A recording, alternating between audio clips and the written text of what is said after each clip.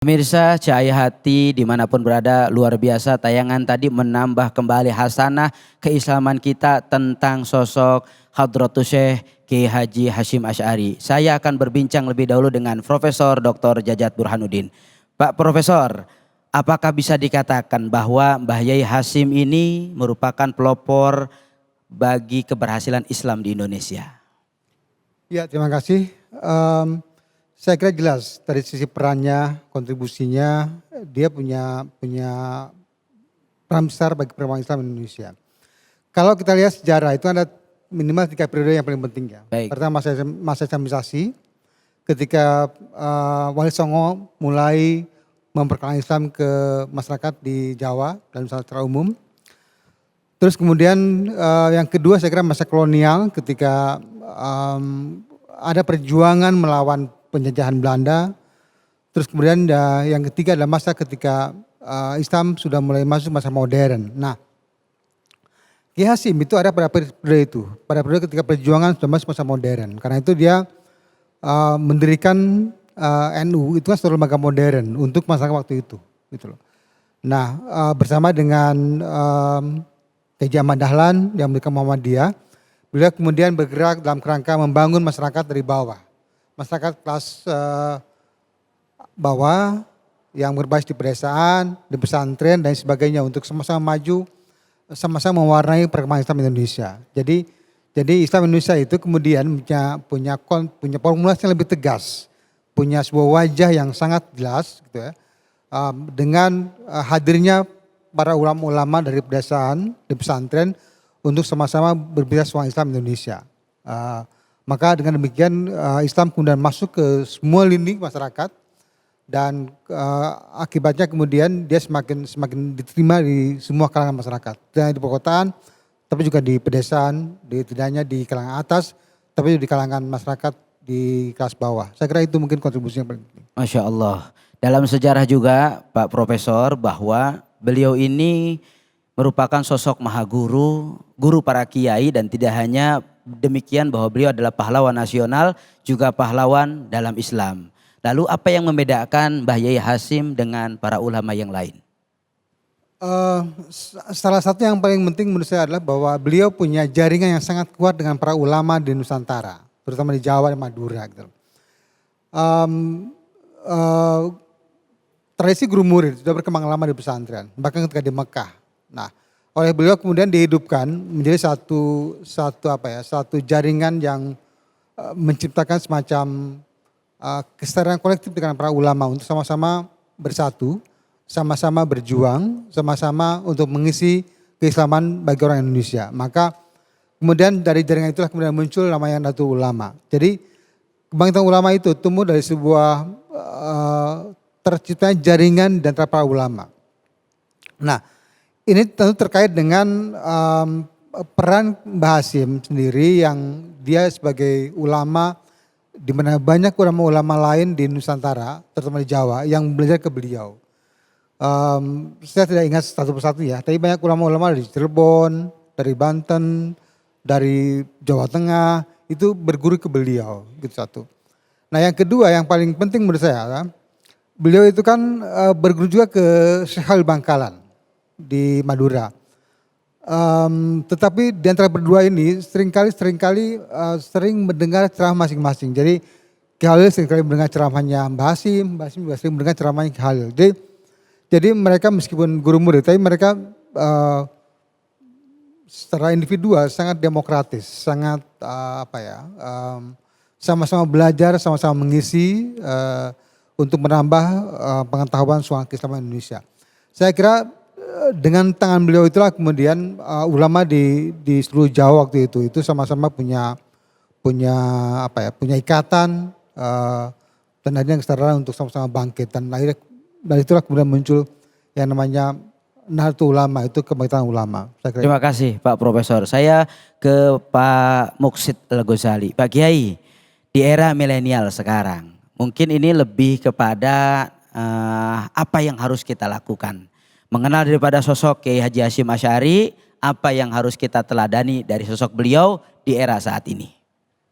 Kiai Hasyim Asy'ari ini kalau hidup sekarang itu usianya 14 Februari 2022 kemarin, J. 151 tahun. Masya Allah. 151 tahun. Karena beliau lahir 14 Februari 1871. Dengan Syekhona Khalil Bangkalan terpaut agak jauh, karena Kiai Khalil Bangkalan lahir 1820, kemudian Syekh Nawawi Banten lahir 1815. Tapi walaupun begitu, J. kalau kita lihat jejak perjalanan Syekhona Hadratus Syekh Hasyim Asy'ari, dalam usia yang cukup dini beliau sudah berangkat ke Hijaz, ke Mekah untuk belajar kepada ulama-ulama dunia di sana. Anak-anak generasi milenial sekarang meneladani Kiai Hasyim Asy'ari, artinya tidak mencukupkan diri mencari ilmu di sini, tapi juga bergerak ke luar.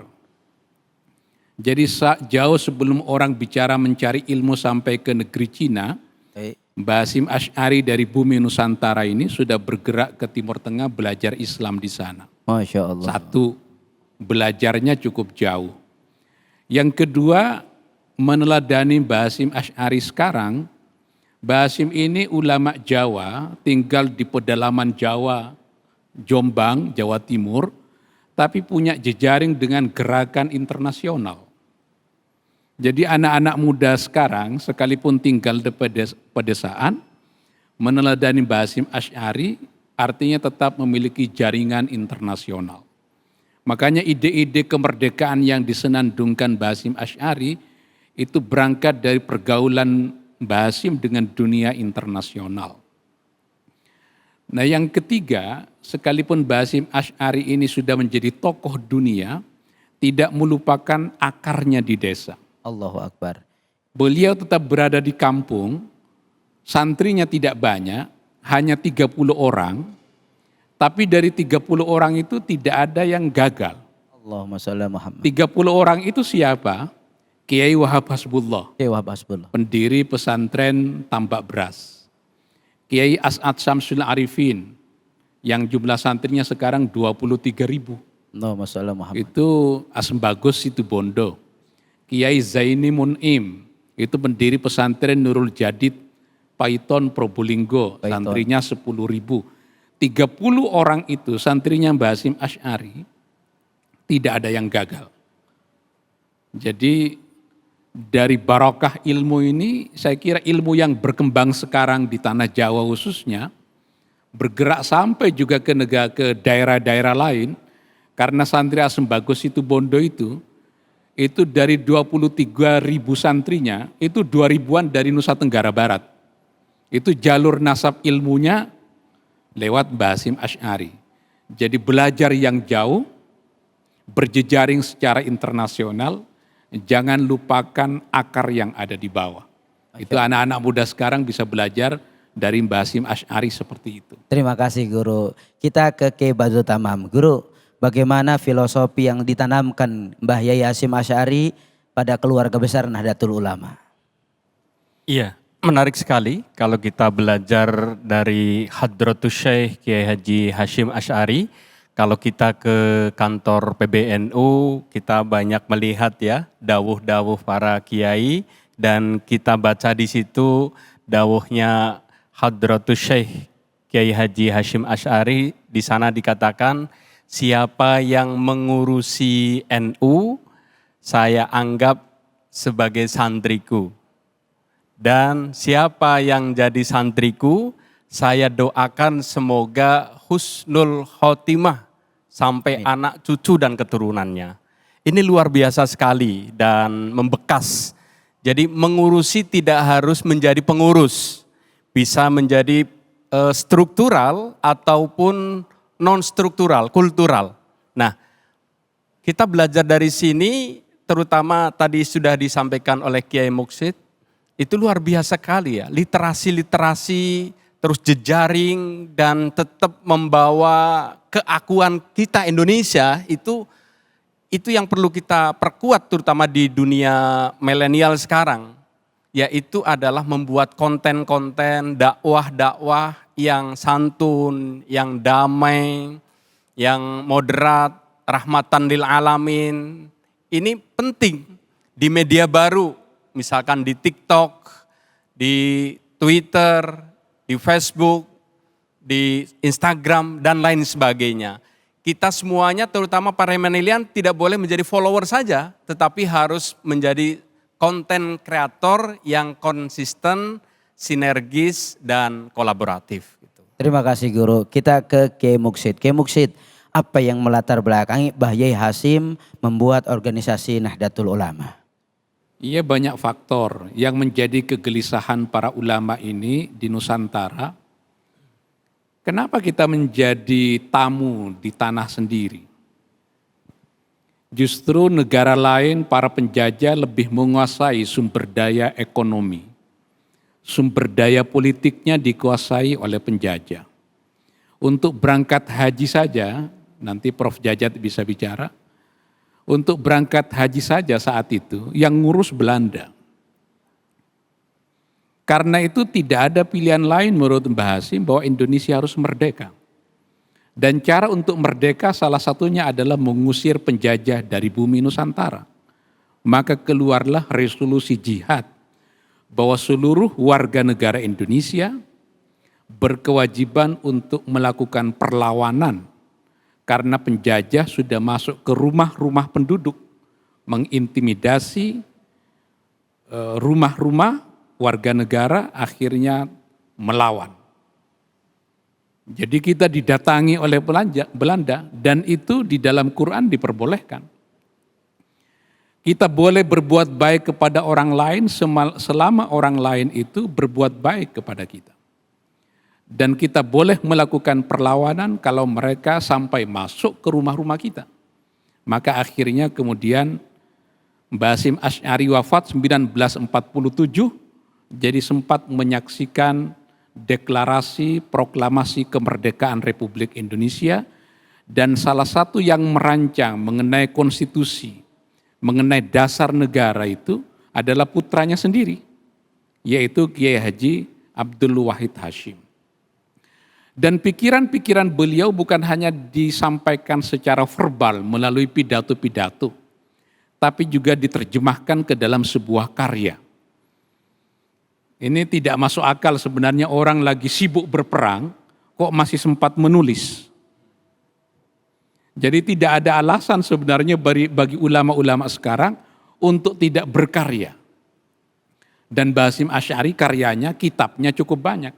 Itu di dalam suasana perang masih sempat menulis. Ustadz Abi tidak di dalam suasana perang sempat menulis atau tidak? Nah, jadi Mbah Hasyim Asy'ari sebenarnya lebih masuk akal kalau tidak menulis. Masya Allah. Karena di dalam suasana peperangan. Tapi sekalipun beliau di dalam penjara, sempat masuk penjara, sekalipun di dalam suasana darurat peperangan, Mbah Hasyim Asy'ari tetap menulis karya dan karyanya sampai sekarang masih bisa dibaca. Murid-muridnya masih bisa kita saksikan. Nahdlatul Ulama adalah warisannya yang sampai sekarang sudah hampir 1 abad dari 1926. Terima kasih Guru, begitu luar biasa, banyak sekali pemaparan yang tentunya sebelumnya tidak pernah kita ketahui. Setelah ini kita akan dengarkan kausiah. Jangan kemana-mana, tetap di Cahaya Hati spesial mengenang Hadratus Syekh Kiai Haji Hasyim Asy'ari.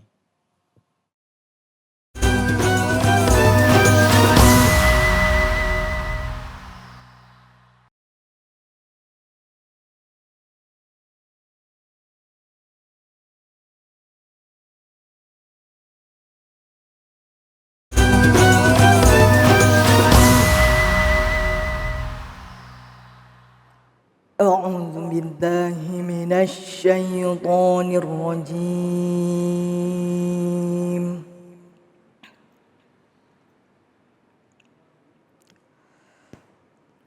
بسم الله الرحمن الرحيم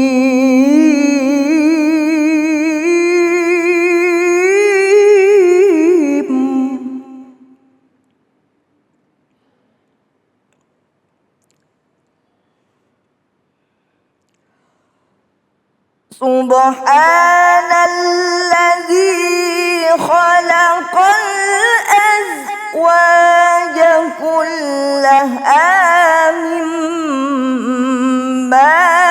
تنبت الأرض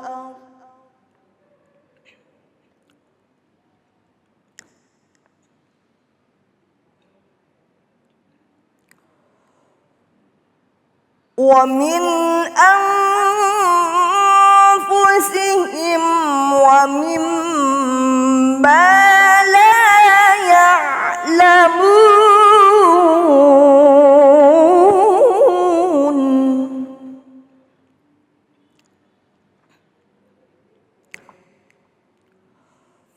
وآية لهم الليل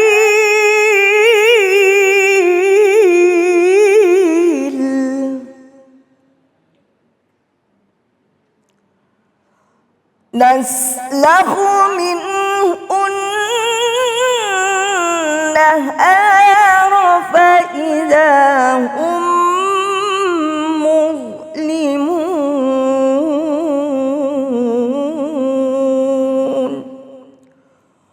صدق الله العلي العظيم.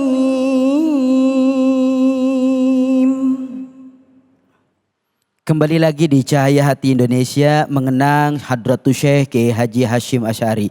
Setelah tadi kita berbincang-bincang dengan orang-orang terdekat dengan Hadratus Syekh, sekarang kita akan dengarkan tausiah insyaallah yang akan membagi ilmunya pada kesempatan kali ini Kiai Haji Muksid Ghazali. Kepada beliau dipersilahkan. Assalamualaikum warahmatullahi wabarakatuh. Bismillah, alhamdulillah, wassalatu wassalamu ala rasulillah Muhammad ibn Abdillah wa ala alihi wa sahbihi wa mawala amma ba'du. Hadirin hadirat kaum muslimin muslimat yang berbahagia. Ibu-ibu jemaah pengajian dari Tangerang. Jauh juga ke Jakarta. Berapa hari nyampe Jakarta? 2 hari 2 malam. 2 hari 2 malam nyampe Jakarta. Kelihatan lemes sedang puasa. Masih puasa Bu toh? Masih puasa. Semangat. Alhamdulillah. Ibu-ibu Indonesia ini dikaruniai ulama-ulama besar oleh Allah Subhanahu wa taala. Salah satu ulama yang banyak berjuang di Indonesia adalah Hadratus Syekh Kiai Haji Hasyim Asy'ari. Ibu-ibu tahu siapa Mbah Hasyim Asy'ari? Tahu. Mbah Hasyim Asy'ari adalah pendiri organisasi keislaman terbesar bukan hanya di Indonesia tapi di dunia. 51% umat Islam Indonesia itu terasosiasi dengan Nahdlatul Ulama. Jadi terbesar bukan hanya di Indonesia, tapi terbesar di dunia. Jumlah warga NU itu lebih besar dari jumlah umat Islam negara-negara di Timur Tengah.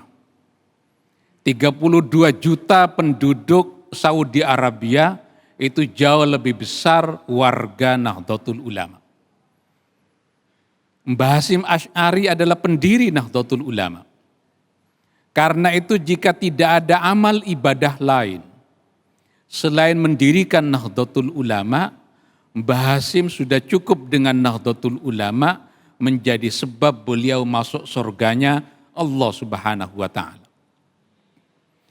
Tapi Kiai Hasyim Asy'ari bukan hanya mendirikan Nahdlatul Ulama, juga mendirikan pondok pesantren. Bukan hanya mendirikan pondok pesantren, Mbah Hasyim Asy'ari juga ikut berjihad, berjuang, menegakkan agama Allah Subhanahu wa taala. Ikut berperang di penjara, tapi bukan memerangi sesama umat Islam, bukan memerangi warga Nusantara, tapi memerangi para penjajah yang masuk ke tanah Nusantara ini. Makanya mengenang Mbah Hasyim Asy'ari adalah mengenang Indonesia. Mengenang Mbah Hasyim Asy'ari adalah mengenang umat Islam Indonesia. Mengenang Mbah Hasyim Asy'ari adalah mengenang pendidikan Islam di Indonesia. Allah berfirman di dalam Quran, "Inna nahnu nuhyil mauta wa naktubu ma qaddamu wa atharahum." Ini di dalam surat Yasin. Hafal enggak surat Yasin? Di dalam surat Yasin ada ayat, "Inna nahnu nuhyil mauta." Kami yang menghidupkan orang-orang yang sudah mati, wa naktubu ma qaddamu wa atharahum. Kami, kata Allah, yang akan mencatat jejak-jejak perjuangan umat manusia, jejak-jejak perjuangan para tokoh-tokoh perjuangan di Indonesia. Saya bisa berdiri di sini, itu juga sebabnya karena Kiai Hasyim Asy'ari. Kiai saya Hadratus Syekh Kiai As'ad Syamsul Arifin itu berguru langsung kepada Mbah Hasyim Asy'ari. Dan saya berguru kepada Kiai Hasyim Asy'ari. Kiai Hasyim Asy'ari berguru pada gurunya. Yang mengarang kitab Jurmiyah, berguru pada gurunya. Terus sampai kepada Rasulullah Sallallahu Alaihi Wasallam.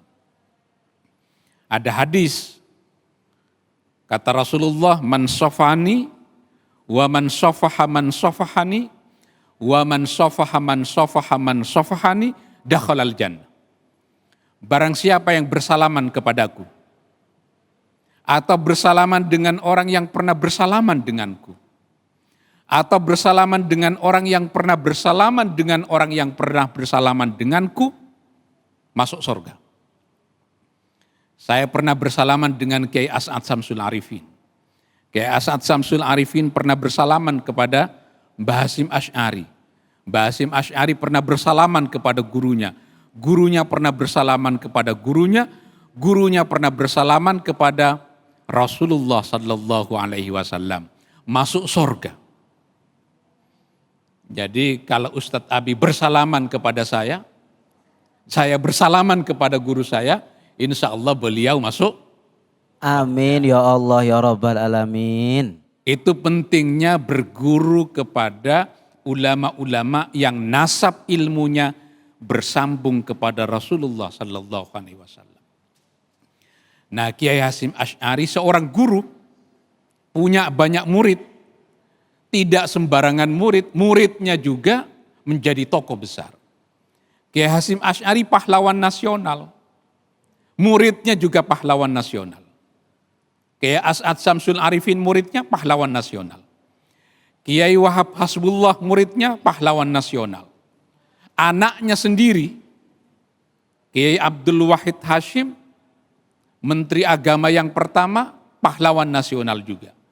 Cucunya Mbah Hasyim Asy'ari bukan menteri, tapi Presiden Republik Indonesia, Kiai Haji Abdurrahman Wahid. Makanya ibu-ibu ini kalau belajar kepada orang-orang yang nasab ilmunya sampai kepada Rasulullah Sallallahu Alaihi Wasallam. Sehingga kalau berjihad, jelas siapa yang harus dijihadi. Jangan memerangi sesama umat Islam. Jangan memerangi sesama warga negara Indonesia. Umat Islam di Indonesia, warga negara di Indonesia tidak boleh diperangi. Mereka adalah orang-orang yang punya hak untuk tinggal di Indonesia. Nah, Mbah Hasyim Asy'ari yang diperangi adalah para penjajah. Setelah 350 tahun menjajah Indonesia, maka muncul resolusi jihad. Itu karena Mbah Hasyim Asy'ari. Kalau tidak ada perjuangan Mbah Hasyim Asy'ari, mungkin sekarang ini tidak ada ini. MNC TV ini enggak ada. Kita tidak bisa memberi pengajian. Kita tidak bisa taklim dan ta'lum.